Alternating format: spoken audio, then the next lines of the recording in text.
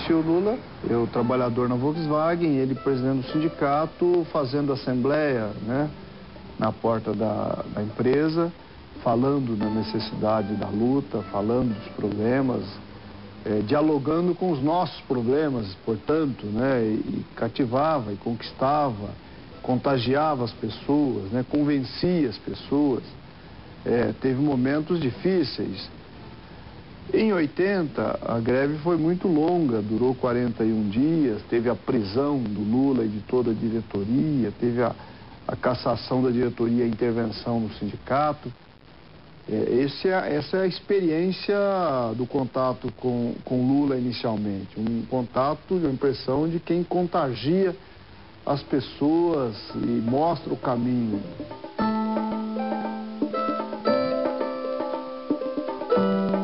O presidente do sindicato não precisa fazer grandes assembleias. Ele convoca a diretoria, convoca o comitê e decide: vamos parar a Volkswagen, vamos parar a Mercedes, vamos parar a Ford.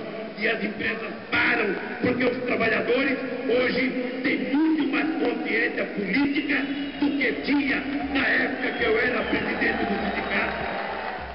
Nós tínhamos aqui no Brasil um ministro do Trabalho que resolveu criar uma lei para impedir que os dirigentes sindicais fizessem greves em categorias essenciais. Bancários, trabalhadores de postos de gasolina, professores. E eu me rebelei contra essa lei e vim a Brasília, na Câmara dos Deputados, falar com os deputados que não poderia aprovar essa lei.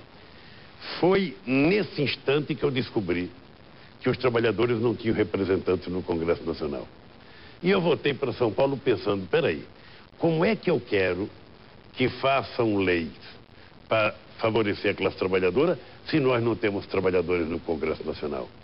E aí, dia 15 de julho de 1978, foi muito interessante porque foi o dia que nasceu o meu filho e era o dia que eu estava na Bahia fazendo um congresso dos petroleiros.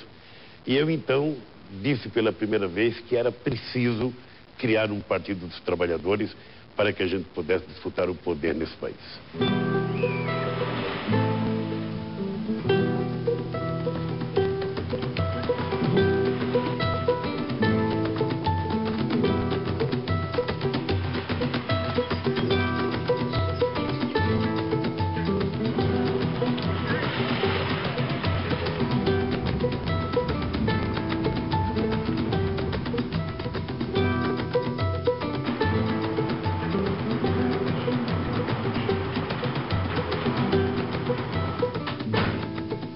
Esse aqui é o arquivo, é o coração do partido. A gente construiu o partido, era na busca de recurso, era se levantando 4 horas da manhã, era indo para as portas de fábrica, era indo para as greves, era na porrada mesmo. Diga-se de passagem que eu votei nele para deputado federal contra a vontade do meu ex-marido. Ele nem sabe, ele queria que eu votasse em Maluf. E eu votei no presidente Lula naquele tempo. Ele tinha um pôster desse tamanho de Maluf, bem na porta da minha casa. E eu não vou votar nesse cabra safado que chama o meu presidente de sapo barbudo. Eu vou votar no Lula. E eu votei no Lula. E dali em diante, pronto, eu fui tomando gosto pelos princípios dele, pelas as coisas que ele passava. E foi tudo muito... Foi acontecendo.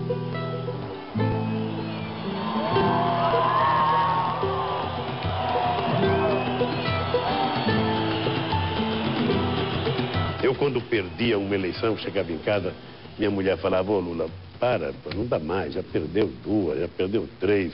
Os companheiros do PT ficavam dizendo: será que o Lula quer outra vez?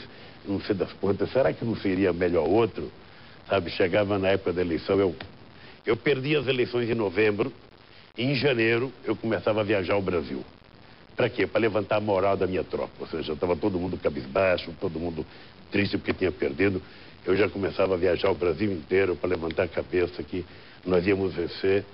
Ou seja, nós temos que ser perseverantes, nós temos que lutar, acreditar. No meu caso, eu perdi 3 eleições, eu poderia ter desistido, ou seja, e eis que pela perseverança eu consegui chegar lá.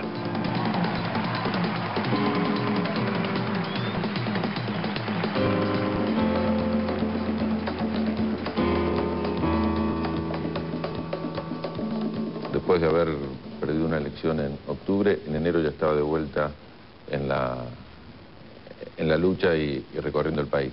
Pero, ¿cómo era esa noche? ¿Cómo era la mañana siguiente? Sofrimento. Sofrimento. Primeiro, a minha derrota para o Collor. A eleição teve na minha mão. Ou seja, eu cheguei a apertar a vitória, assim. Mas eu acho que nós cometemos um erro de inexperiência. Por exemplo, eu, no dia do debate final, eu fazia 36 horas que eu não dormia. E você sabe que quando você está com sono, a tua cabeça não raciocina direito, né? E eu fui para aquele debate, que eu não deveria ter ido, sabe?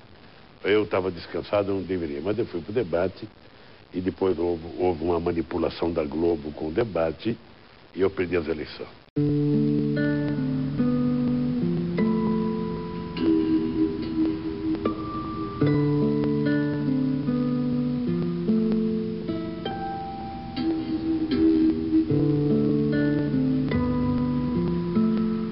Mas você quer saber o que eu penso hoje? Eu acho que teve o dedo de Deus ali. Eu acho que nós não deveríamos ter ganho aquelas eleições. Porque nós éramos muito radicais. Se eu ganho as eleições com o discurso que eu tinha, sabe, eu não sei se eu governaria esse país 6, 7 meses, 8 meses. Porque não apenas eu e a minha turma, o meu partido, nós temos um discurso muito duro, sabe? Então hoje eu fico pensando, eu perdi 3 eleições. Em 12 anos, você aprende muita coisa. Depois eu perdi mais 3 eleições, ou seja, você vai ficando calejado, o partido foi ganhando prefeituras, foi ganhando estados, e todo mundo foi amadurecendo. Então quando eu ganhei, nós estávamos maduros, estávamos preparados para governar o país. Então, por isso que eu acho que hoje, ao invés de ficar lamentando que eu perdi em 89, eu dou graças a Deus de não ter ganho e de ter esperado esses 12 anos para ter chegado ao governo com mais sabedoria e com mais experiência. Se havia alguém no Brasil que duvidasse que um torneiro mecânico saído de uma fábrica chegasse à presidência da República, 2002 provou exatamente o contrário.